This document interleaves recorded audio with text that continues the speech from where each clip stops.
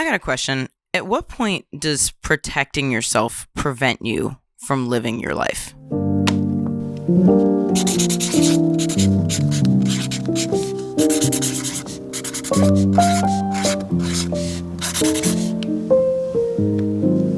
What if there were only 60 more holidays left in your life, or 50 more summers, or 10 more times that you'll wake up early enough to watch the sunrise? What if there were only 15 more times you'll fall asleep listening to the ocean beat against the shore? What if you've already read your favorite book? What if you only have 3 more times to see someone that you love? What if you only have one? How fast does that change things? To think that maybe you do not have forever, though it feels like you have so much longer to survive. How differently will your eyes set their gaze at the next time you arrive at one of those sacred moments or those irreplaceable days? How much more will you pay attention? How much more will you see? Now, I wanted to open with that page from the pivot year because it feels very relevant to the kind of conversation that I just had with my mom in our kitchen. And it just so happens to have been a page from the book that I read this week. So it just all feels very aligned right now. And I shit you not, I am not prepared to record this episode by any means. I mean, I literally jotted down a couple of things in my notebook. And if I'm being really honest with you guys, this is actually the first episode of Mental Memo I am ever recording. I don't even have the intro episode done yet. I don't have any of the first few episodes done by any means, but I was so inspired by our conversation and felt so deeply and so passionately about what I was saying to her that I knew I didn't want to lose my stream of consciousness that I had and not allow you guys in on the conversation that we were having, right? So if I'm being totally frank, my mom and I were having a conversation about love and life. It can be really scary when you are in this constant state of protecting yourself and protecting your energy, just trying to make sure that you don't get hurt and that you trust the right person. But I'm at the point in my life where I don't want to waste my time constantly protecting myself. And I feel like I have prevented myself from so many connections by being too careful that I don't want to live my life like that anymore. I'm going to be really honest with you guys. I am a lover girl. I will do anything for my partner. And I'm not going to lie either. I have a tendency of getting a little lost in my relationship, that I tend to put myself on the back burner. It's not a great trait that I have. It's something that I'm trying to teach myself out of a little bit and remind myself to stay with myself. But I was kind of explaining to my mom that, like, I don't want to be so careful. And I try not to live so carefully and tiptoeing and trying to do everything slow and at a steady pace and like taking my time before I meet someone's parents or taking my time before I invite someone on a trip or invite them to a wedding or invite them to do something with me. It's okay to be impulsive, in my personal opinion. And sure, it might feel a little reckless because if something doesn't work out, then oops, everybody saw that. So fucking what? And the reason that I feel this way is because for those of you that have been following along for quite some time, you probably know I had a best friend for many, many years. Her name was Tiara, and unfortunately, she passed away back in 2021. And that was the first major death that I face in my life, and I have so much to say about death. I have so much to say about grieving and moving on from grieving, and I have 15 episodes that I could record about just that. So I'm not going to go into that specifically today, but I really admire the way that my friend Tiara lived her life. I really admire the way that she loved. I really admire the way that she was fearless in living her life to the fullest possible potential. She did not waste a minute. She did not waste a second. And I didn't recognize that when she was still with us, but I recognize it now that she has passed. And that is because of the community that she left behind. the support group that she left behind, that she didn't even realize that she was leaving behind for her loved ones, right? And I say that because, Tiara was young. She was young. She was 22 when she passed away. And I know all of her ex-boyfriends. I know all of her friends. And that is because she was not afraid of living out loud. She wasn't too careful. She wasn't too nervous to bring someone around her family. She wasn't too nervous to bring someone around her friends. I can't imagine not knowing the people that she loved. I can't imagine not knowing the people that held so much weight because she didn't introduce them to me, or she didn't introduce them to her family because she was being careful because she wasn't sure if it was going to work out. You know how many people I wouldn't know? How many great people that she left behind? All of us are now our own little community of people that have loved her. And I just think that it's beautiful that we've all gotten to know each other, and we know the kind of weight that we held for her and the kind of weight that she held for us and how important she was to all of us. And the reason that we even have the community of hers that we have is because she was not afraid to live out loud and to live her life out loud and to love out loud. It didn't matter how much time she had spent with someone. If that person was special to her, we knew who they were. And if that person made her feel special, she would bring them around.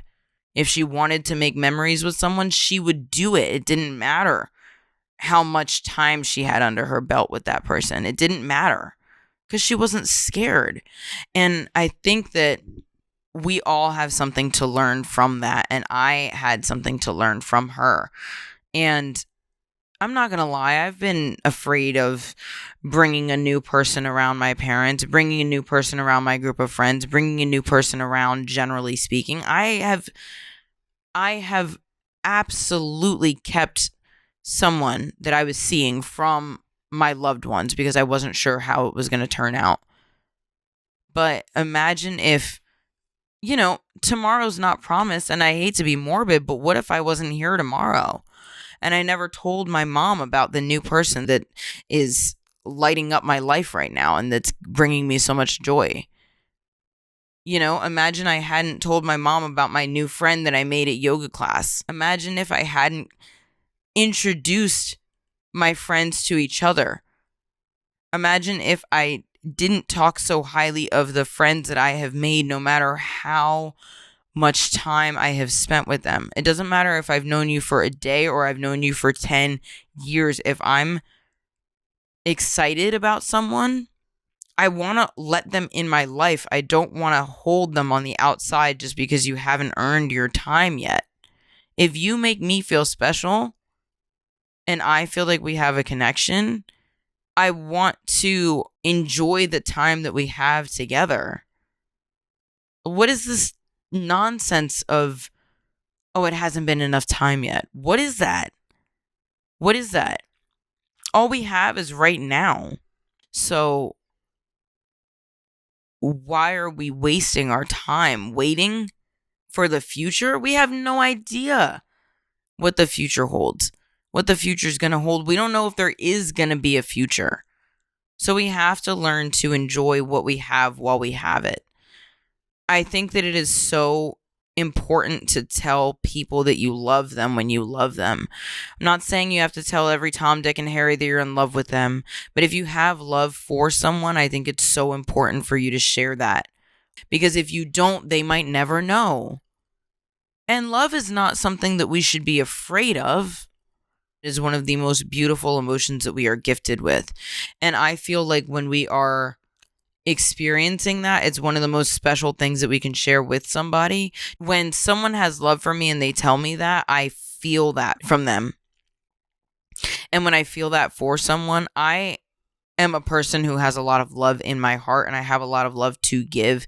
And I try my damn hardest not to hold that back from people. Because why? Why? The love that I have for someone in my heart is specifically designed for them. Where else am I supposed to put that? Sometimes things don't work out. Things really do change, and we change as people, and it is all about evolving and adjusting. It's not about the destination, it's about the journey, right? But, let's say that I had kept my old podcast, since we're on the topic, to myself. Let's say that I had protected that so harshly. Like, let's say I built up brick walls around that project and did not allow other people to get involved. I wouldn't have had the episodes that I had. And those episodes were so important. I still get feedback on that podcast. And I take so much pride in the work that I put into that. And I'm still so proud of what was created. I'm still so proud of those episodes. I'm still so proud of what I created with my little community of people that I had that were involved, and I wouldn't have the episodes that I had they not been involved. Some of my favorite conversations that I had were with people that other people recommended to me, or people that my other co-hosts brought on to the podcast. Some of the conversations that I had were not even my idea originally. Definitions of Success, one of my favorite episodes that we put out. That wasn't my idea. I think that was Ryan's idea. The episode that I did with a nurse, episode that we did with a social worker, episode that we did with a therapist, episode that we did about sexual harassment. Those were not mine on my own. Yes, I made a huge contribution. Yes, it was originally my show. But those weren't just mine. They weren't just my ideas, and I can't imagine how different it would have looked had I not been collaborative. And yet, though, what I'm trying to say is things don't always work out, and that's okay, and we shouldn't be ashamed of things not working out. Shit happens, life happens, we adjust and we move on and we go forward, one foot in front of the other. I think that what's so hard about us being afraid of things not working out and us being afraid of change is that vulnerability is so scary, but the thought of not doing something is scarier. And I'll tell you guys what, at my big ass age of 30 years old, at this point in my life, I've had a number of relationships, right? Love interests, friends, people that ended up not being my friends, family dynamics. Like, my fear of heartbreak is not bigger than my fear of regret. Quite honestly, I don't have that big of a fear of heartbreak anymore. I know that at the end of the day, I've got me. I am confident enough to know that I will have my back no matter what, and that I'm going to be okay. And quite honestly, if I'm being so for real with you guys, I'm going to come out bigger and better on the other side every single time. Every single time that I go through a breakup or a heartbreak or a heartache of some sort, I really tell myself, I'm like, girl, you're going to be all right. I know this hurts real bad right now, but you are going to be so much better by the end of this because you're going to learn so much. And that's okay. Let it out right now. I'm actually grateful for the tears that I have shed because I was able to feel so much. I can't imagine not feeling the feelings that I have had, not feeling the emotions that I have had, and not expressing myself in the way that I needed to.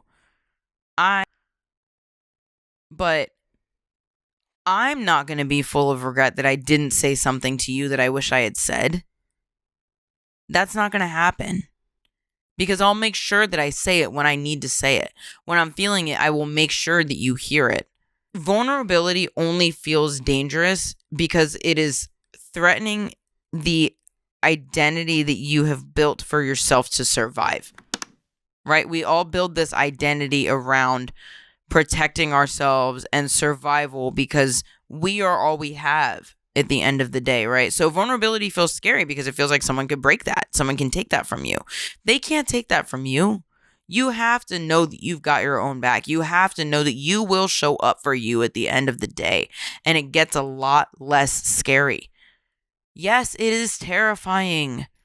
But terrifying is a temporary feeling. It's going to be scary once. It's going to be scary twice. The first few seconds of the roller coaster are terrifying. The first big drop of the roller coaster is terrifying. The first big climb of the roller coaster is terrifying, but eventually it'll come to an end. And guess what? The second time that you get on the ride, it's not going to be as scary because you know what's coming. We cannot spend too much time preparing for life. We really can't. It's going to prevent us from participating in it. It's going to prevent us from living it, and we have to do it while we still can. You have to tell them while you still can. You have to live your life while you still can. You have to do the scary shit while you still can. And we're going to remember back to our first time telling someone that we loved them, or the first time that we told our partner that we loved them. We're going to look back on that shit, and we're going to miss those moments, and we're going to wish that we would have done it sooner, right? Like, starting today or telling someone today you're going to wish that you had done it sooner. What if it does work out? What if it does?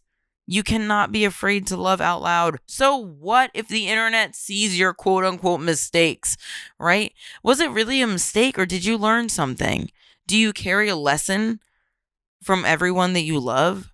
I'm going to tell you guys something that you might not want to hear right now, especially for my type A people, okay? I'm a weird mix of type A and type B, and I'm going to tell you right now, my type A self is going to hate me for saying this, but it needs to be said.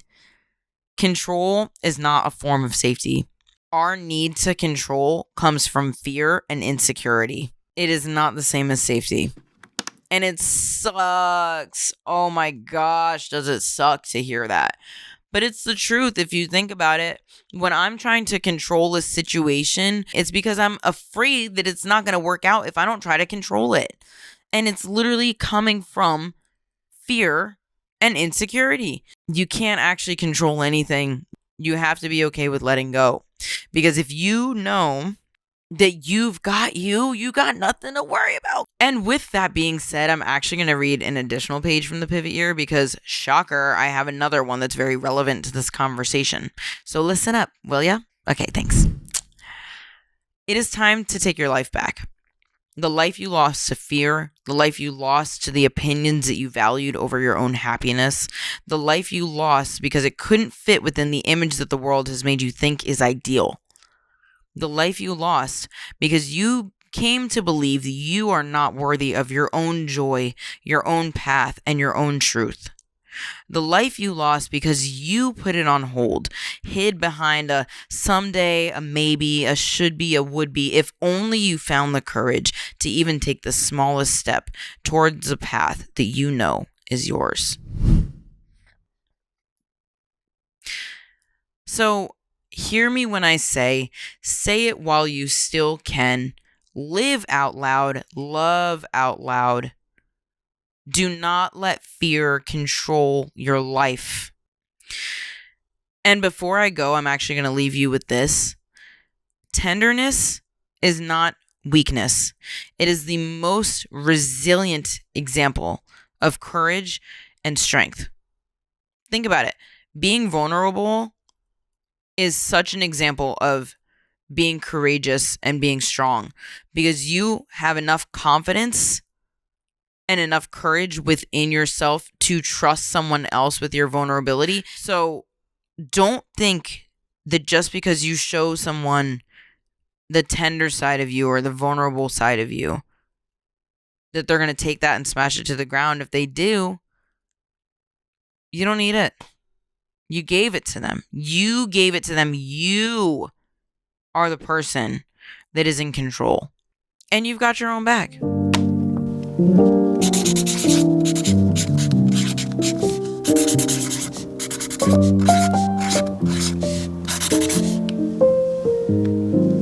And that concludes this episode of Mental Memo. But I really want to thank you so much for allowing me this space to share with you and for allowing me into your life to share my perspective with you and to ask you the important questions. I appreciate you so much, and I cannot wait to see you on the next one. I love you so much. Thanks for being here.